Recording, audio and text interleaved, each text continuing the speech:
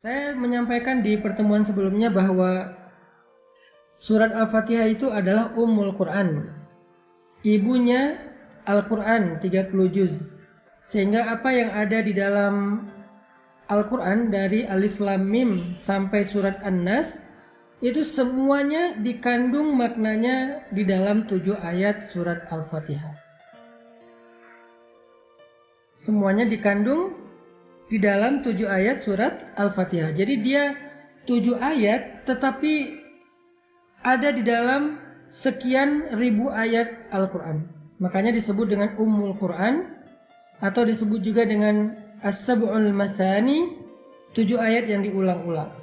Salah satu di antara makna 7 ayat yang diulang-ulang, selain diulang-ulang di dalam sholat, juga berarti diulang-ulang penjelasannya, diulang-ulang pemaknaannya di dalam ayat-ayat yang lain di seluruh ayat Al-Quran. Ini ajaibnya surat Al-Fatihah.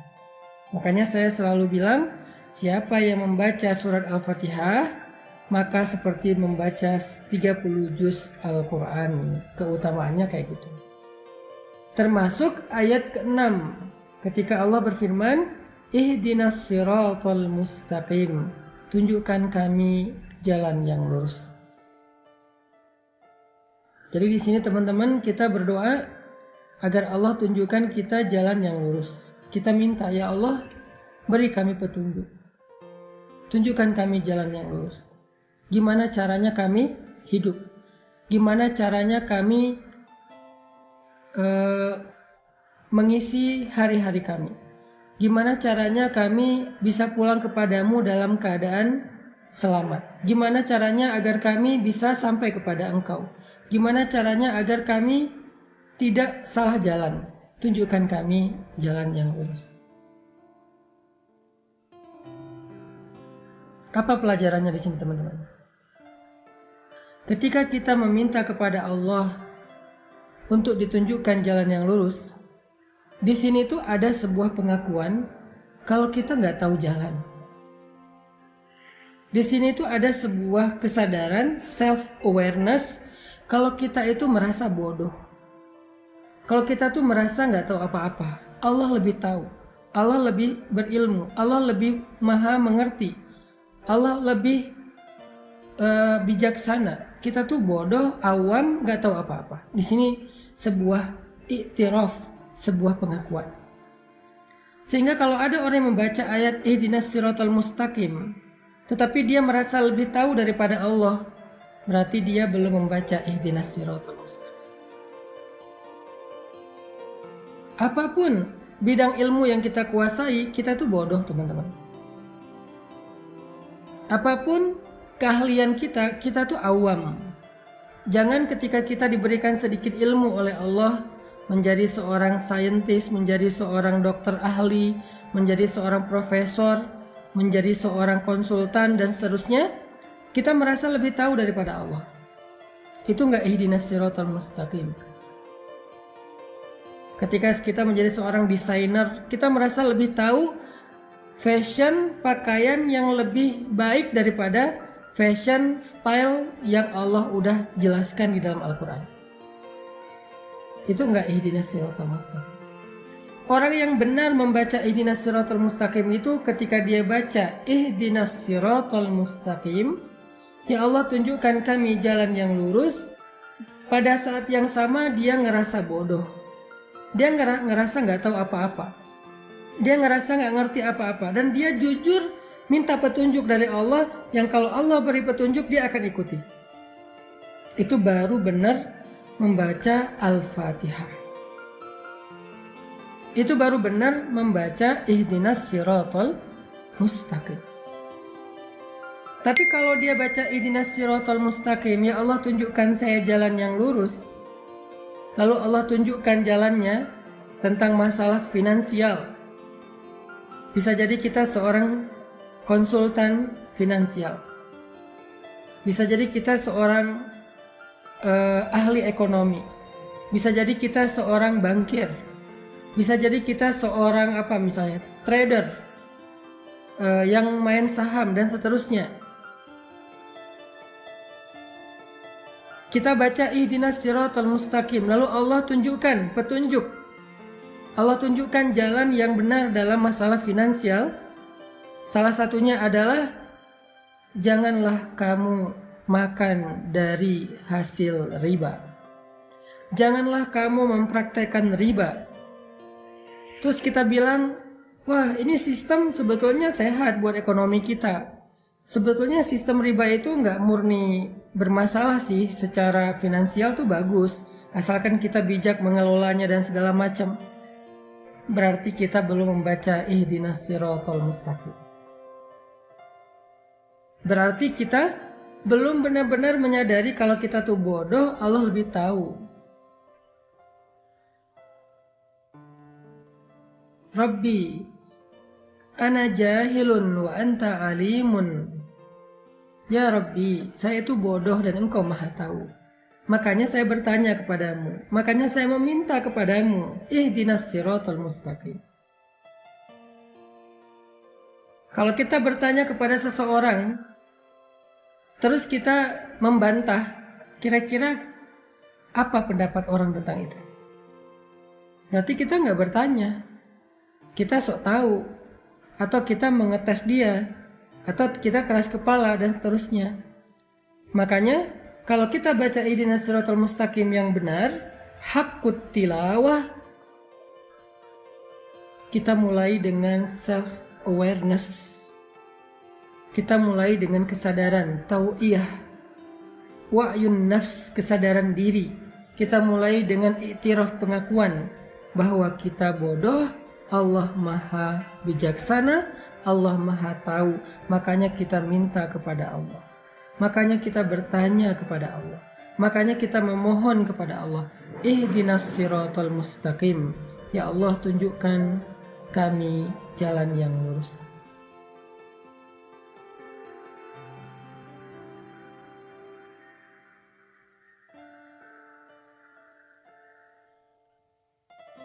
Itu poin pertama dari ihdinas siratal mustaqim. Begitu juga nanti kasus-kasus yang lain dalam kehidupan kita. Tentang parenting, tentang fatherhood, tentang super mom, tentang ibu, tentang ayah, tentang orang tua kepada anak harusnya kayak gimana. Allah udah ngasih kita beberapa guidance, cara mendidik anak yang paling baik. Terus kita sebagai konsultan parenting, konsultan pendidikan anak, nggak mau percaya dengan pendidikan, dengan konsep pendidikan atau petunjuk pendidikan yang ada di Al-Quran, bahwa mengajarkan Al-Quran dari kecil, mengajarkan sholat dari kecil dan seterusnya. Kita nggak percaya. Kita lebih percaya dengan kurikulum buatan kita sendiri, atau buatan manusia, atau buatan para ahli katanya. Berarti kita belum benar-benar punya self awareness saat membaca ihdinas siratal mustaqim. Apapun tentang kehidupan kita, Allah lebih mengerti daripada kita. Para psikiater, para psikolog, ketika mendapatkan seorang pasien, seorang klien yang punya penyakit mental illness, sakit mentalnya, lalu Allah Subhanahu wa Ta'ala memberikan solusi di dalam Al-Quran, yaitu dengan memperbanyak salat, sedekah, dan zikir. Di dalam surat Al-Ma'arij, manusia itu halu'a, jazu'a, manu'a, labil intinya. Illal musallin, kecuali orang yang salat dan dawam dengan salatnya. Artinya memperbanyak salat-salat sunnah, ada terapi ibadah. Dia nggak mau menyarankan terapi spiritual karena dia nggak percaya dengan spiritual healing. Dia lebih percaya dengan psikologinya, dan psikologinya berasal dari Sigmund Freud, bukan berasal dari Al-Quran. Bahkan kadang-kadang bertabrakan teorinya. Berarti dia belum membaca ihdinas siratal mustaqim. Dia merasa lebih tahu daripada Allah. Padahal Allah bilang, wallahu ya'lamu wa antum la ta'lamun. Allah lebih tahu dan kalian tidak tahu. Huwa a'lamu bikum idh ansha'akum minal ard wa idh antum ajinnatun fi butuni ummahatikum. Dia lebih tahu daripada kalian sejak kalian diciptakan dari tanah atau kalian masih janin di dalam perut ibu-ibu kalian. La tuzakku anfusakum. Jangan merasa sok tahu, merasa udah paling pintar, kata Allah. Jadi poin inti dari ihdinas siratal mustaqim yang pertama adalah kita membaca kalimat doa ini, membaca ayat ini sambil membangun wa'yun nafs, membangun self awareness, kesadaran dalam diri kita. Kesadaran tentang apa? Nahnu juhala wallahu alimun. Kita ini jahil, kita ini bodoh, dan Allah itu maha tahu. Kita baca ayat ini, baca doa ini dengan sebuah iktiraf, dengan sebuah pengakuan, dengan sebuah keyakinan bahwa kita itu butuh Allah untuk menunjukkan jalan hidup kita. Sehingga nggak boleh kita merasa lebih tahu dari Allah. Baik masalah pribadi kita dalam hidup maupun masalah keluarga atau masalah sosial, masalah bangsa, masalah politik, masalah ekonomi, masalah dagang, masalah sains, apapun dari yang paling kecil sampai yang paling besar, kita merasa diri kita bodoh dan Allah itu yang maha tahu. Kita merasa diri kita itu awam dan Allah maha bijaksana. Sehingga kita meminta dengan sungguh-sungguh dan tulus, ihdinas siratal mustaqim. Ya Allah, tunjukkan saya jalan yang lurus. Tunjukkan saya jalan untuk mendapatkan jodoh yang Engkau ridhoi.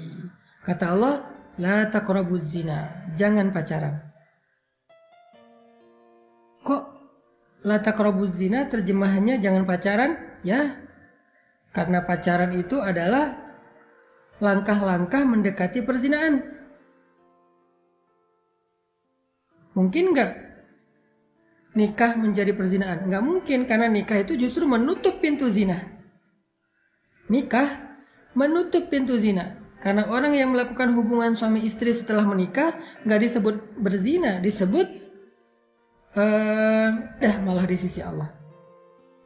Jadi menikah menutup pintu zina, sedangkan pacaran membuka pintu zina. Ada yang sampai masuk ke dalam jebakan syaitan itu dalam banget, jebakan syaitan itu jauh banget. Ada yang masuknya setengah, ada yang masuknya di depan. Pokoknya dia membuka pintu dosa besar. Sehingga Allah mengatakan la taqrabuz zina. Saya menerjemahkannya dalam bentuk tafsir, jangan pacaran. La taqrabuz zina, jangan pacaran.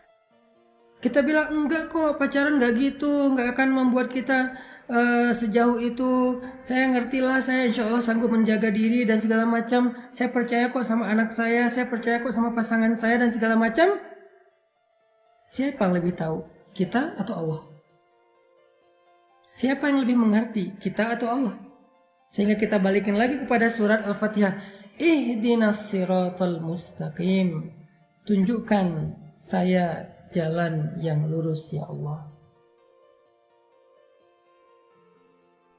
Kata Allah dalam urusan jodoh, la taqrabuz zina, jangan dekati zina. Kalaupun itu menjadi jodohmu, maka kehilangan berkah. Nanti banyak masalah. Atau kalau kamu punya masalah, Allah nggak akan terlibat dan membantumu. Tapi kalau kamu meninggalkan pacaran, kemudian dapat jodoh, ada masalah, Allah terlibat di dalam membantu masalah keluarga. Allah pernah terlibat membantu Hafsah radhiyallahu anha ketika ada masalah dengan Nabi. Terlibat dalam membantu Khawlah bintu Sa'labah ketika dia dizihar oleh suaminya, ditalak dengan konsep zihar oleh suaminya di surat Al-Mujadilah. Allah membantu Hafsah di surat At-Talaq. Allah membantu Sayyidah Aisyah di dalam surat At-Tahrim, dan banyak lagi ayat-ayat Allah terlibat membantu permasalahan rumah tangga Nabi dan para sahabat. Kenapa Allah sampai turun tangan dalam masalah rumah tangga?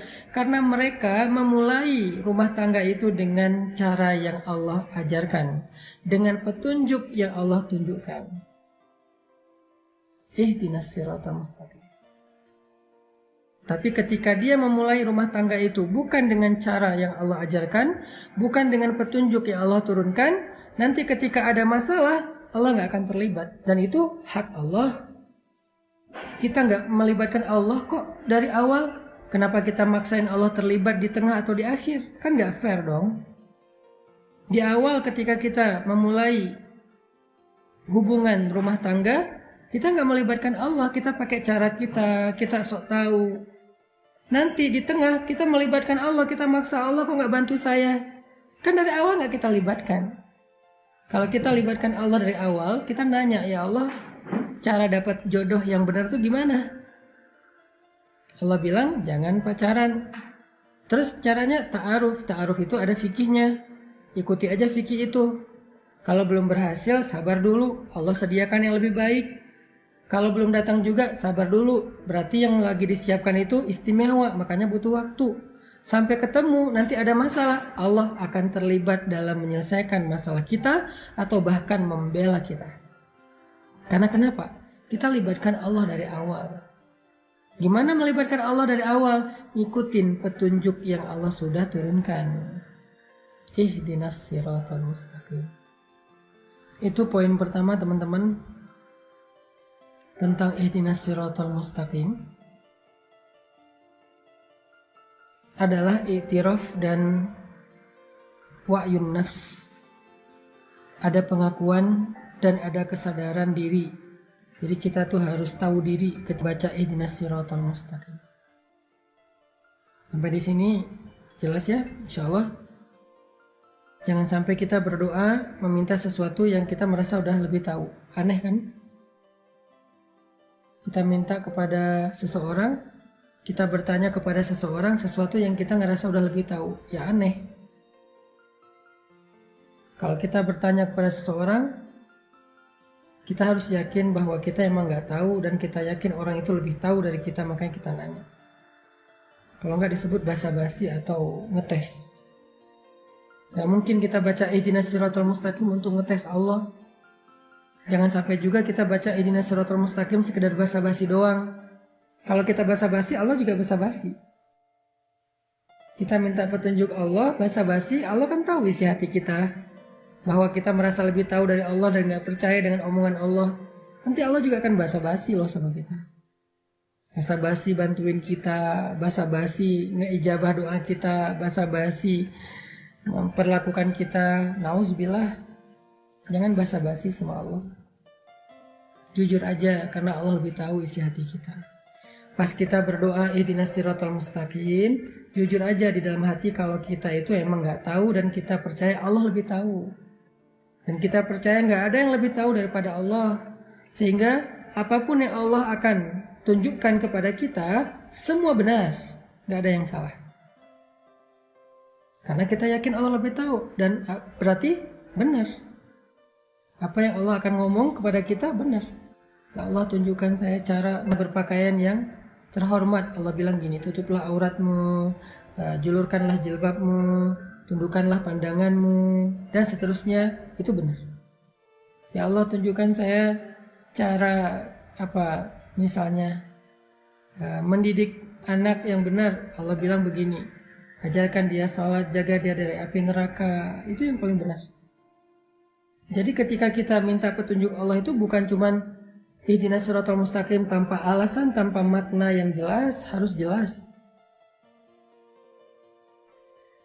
Dan setiap hari arti dari ihdinas siratal mustaqim itu akan beda-beda. Setiap hari arti dari ihdinas siratal mustaqim kita beda-beda.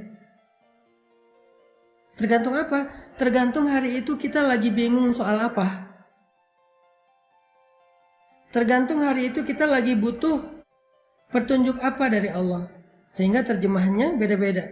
Kalau hari itu kita lagi ada masalah dalam hubungan rumah tangga, ribut dengan pasangan, kita bilang ihdinas siratal mustaqim. Maknanya apa? Ya Allah, gimana ya cara berdamai dengan pasangan? Ya Allah, gimana ya cara berlapang dada? Ya Allah, gimana ya cara bisa memaafkan? Ya Allah, gimana ya cara bisa lebih easy going, gak hard feeling? Karena hari itu kita lagi ada masalah dengan pasangan. Dengan itulah sholat akan menjadi penolong kita. Wasta'inu bis sabri was sholat. Mintalah pertolongan dengan sabar dan sholat. Karena kita berbicara kepada Allah bukan hanya dengan lisan, tapi juga dengan hati. Kita berbicara kepada Allah bukan hanya dengan lisan. Lisan kita mengucapkan kalimat yang sama antara satu orang yang sholat dengan orang yang lain. Ada 3 orang yang sholat berjamaah misalnya. 3-tiganya baca ihdinas siratal mustaqim kan? Tapi maknanya beda-beda tergantung masalah hidup mereka masing-masing. Yang pertama, ihdinas siratal mustaqim, tunjukkan kami jalan yang lurus. Dia artikan, ya Allah, tunjukkan cara saya untuk bisa islah berdamai dengan istri saya. Yang kedua, ihdinas siratal mustaqim, dia artikan, ya Allah, tunjukkan cara jalan bagi saya untuk mencari rezeki yang halal. Yang ketiga, ihdinas siratal mustaqim, ya Allah, tunjukkan saya gimana caranya saya bisa mengemban amanah atau sebuah jabatan dengan cara yang Engkau ridhoi. Tunjukkan saya caranya. Masing-masing punya hajat. Dan semua kita bodoh, nggak tahu apa-apa, nggak ngerti gimana cara menjalani hidup, gimana cara mengangkat beban, gimana cara keluar dari masalah, kita nggak tahu. Yang keempat, ihdinas siratal mustaqim, tapi artinya, ya Allah, tunjukkan saya cara mendapatkan jodoh tadi. Jadi poin kedua teman-teman, dari ihdinas siratal mustaqim, makna meminta petunjuk di dalam ayat ini berbeda-beda karena masalah hidup kita itu berbeda-beda. Ihdinas siratal mustaqim itu kalimat yang umum. Sehingga dengan keumumannya dia berlaku untuk semua masalah hidup kita. Dengan keumumannya berlaku untuk semua kasus yang sedang kita alamin dan kita kebingungan untuk bisa menyelesaikannya. Sehingga kita bisa memaknainya secara spesifik. Kita bisa memaknainya sesuai dengan kasus masing-masing masalah kita. Makanya poin kedua dari ihdinas siratal mustaqim ya adalah maknanya sangat kontekstual, tergantung masalah yang sedang kita hadapi. Dengan begitulah sholat menjadi penolong. Dan itulah alasan kenapa sholat itu harus berkali-kali dalam sehari dan gak cukup sehari, setiap hari. Kenapa sih sholat itu gak seumur hidup sekali aja? Karena sholat itu penolong. Dan kita butuh pertolongan Allah setiap saat. Salah satu cara menjemput pertolongan Allah selain membaca iyyaka na'budu wa iyyaka nasta'in adalah ihdinas siratal mustaqim. Beri saya petunjuk.